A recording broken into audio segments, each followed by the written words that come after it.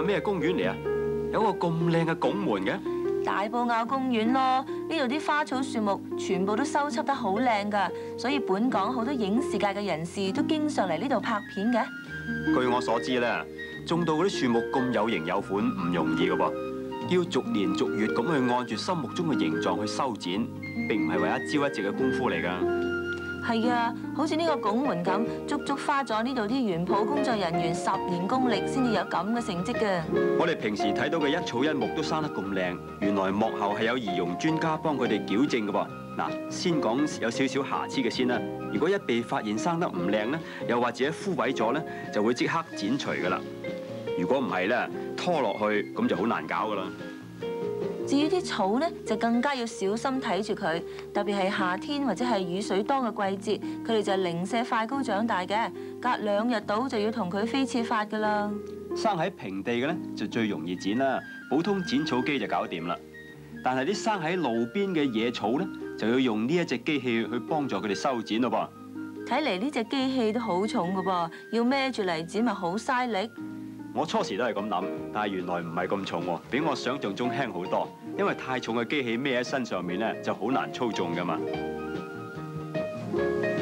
啲雜草睇嚟都冇乜漏網之魚喎。直情啦，就算機器一個唔覺意剪漏咗，仲有人用手嚟剪嘅，真係好難有一枝獨秀嘅情況出現㗎。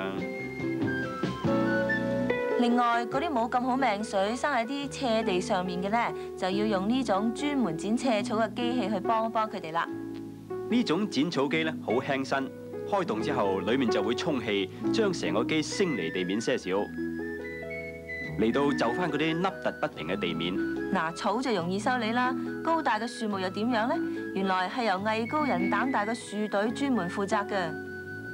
繩呢係佢哋上樹嘅主要工具，只要啲飛仙索拋得準，咁就可以扯住借力爬上樹噶啦。不過拋繩眼界同埋力度咧，要用得好準確嘅喎。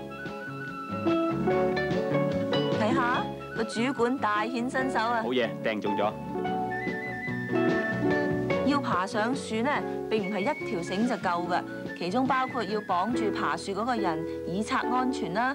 另外，仲要利用啲繩紮住啲工具運送上樹，所以拋繩呢門技巧呢，係每一個樹隊人員必須學習㗎。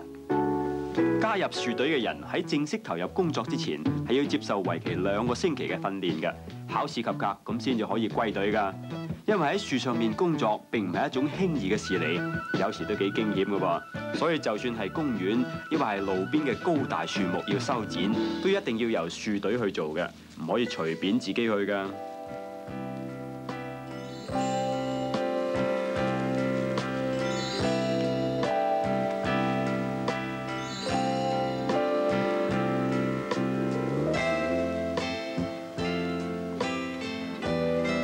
除咗頭先嗰種徒手上樹嘅辦法之外，對於一啲又斜又直嘅樹，就一定要用安全帶上啦。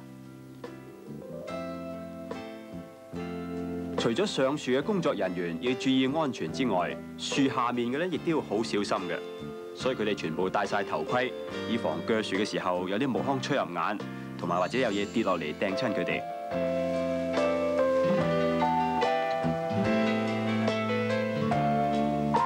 另外喺樹上邊工作嘅人所戴嗰頂帽咧又唔同㗎噃，比較輕便，而且內部有一層好堅硬嘅纖維質保護，以防俾其他嗰啲樹丫刮親㗎。鋸咗個樹木切口，如果嚴重嘅，佢哋會搽一層樹油上去，等個傷口快啲痊癒，同埋再長出新嘅芽。樹木唔單止可以美化環境，仲可以隔除噪音同埋塵埃，對市民健康好有幫助㗎。所以我哋真係要多謝所有從事樹木種植同埋修剪嘅工作人員，幫我哋默默耕耘嘅辛勞啦。